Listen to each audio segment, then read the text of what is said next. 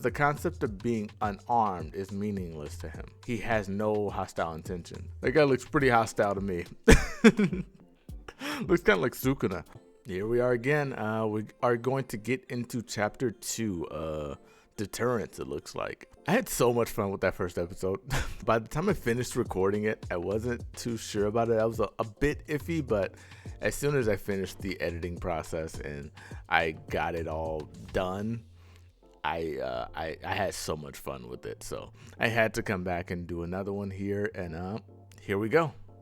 Without further ado, let's just get right into it. Kyoto Museum of Emerging Science and Innovation.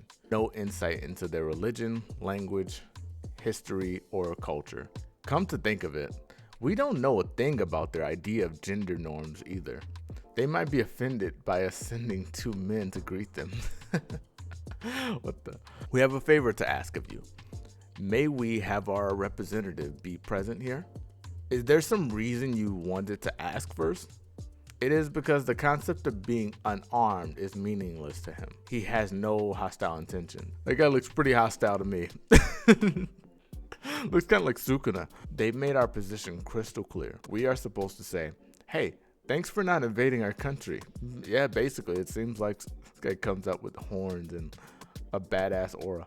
Conceal the fact that our Sumerian envoy is an alien and let him accompany Jujutsu Sorcerer to schools and on missions. I will assign the Okotsu siblings to the job. Aliens? That's a wild leap. It's what the cursed user told me. He said aliens have come here. And apparently, the Inspector General says the aliens are being treated as special grade on par with Ryomen Sukuna. That's crazy. So you're just gonna ask Maru directly if he's an alien? That's just as pointless as asking Usami. I knew you'd come. I'm smarter than you. Bet you're useless at anything that isn't just memorizing stuff. Nah, that's my brother. Shut up, leave me out of this. That's very accurate with that's hilarious. You really are stupid, aren't you? Could I punch him? And here I thought you were Jujutsu sorcerers. You work with the paranormal every day, but at the same time, you're denying the paranormal? Oh, this is very Dandadan-esque, where it's like aliens and spirits and how they kind of connect. There's a mothership containing 50,000 Sumerians floating above this country as we speak. He was awfully cooperative. Yeah, he really was. It's almost like he was just waiting for someone to unload all that information off to. He probably just wants to cause a commotion so he can try to escape without anyone noticing. I know we decided to aim for the top of the mountain on a whim, but couldn't the ship also be at the base of it? We're talking about a spaceship and a mountain here. Obviously we go up. I wanted him to give back the ring this whole time, and Tsurugi always wanted to give it back to me. Isn't that why he wanted to get stronger? Nice visuals. Nice visuals. Oh my, is that the spaceship? It's more rigid than I would expect. So this is the special grade case that's on par with Ryomen Sukuna. Grandpa, Granny, and the others were able to defeat Ryomen Sukuna. No matter what happens, it's up to us to take care of it. Yep, that's what the treaty says. I want to be just like Maki Zenin, Yuta Okotsu. Isn't it obvious by now that the Earthlings are just like us Sumerians? It seems that our opinions are split on the matter, between conflict and coexistence. Spend more time with the Earthling sorcerers and present your evidence for considerations. That's your job right now, as a warrior. But can we have breakfast together tomorrow? The sorcerer showed me all kinds of stuff, and the food in this country is really good. I'm busy. Hey Maru, what you doing? Don't you have rules like that on your planet? Shut up. Don't talk to me.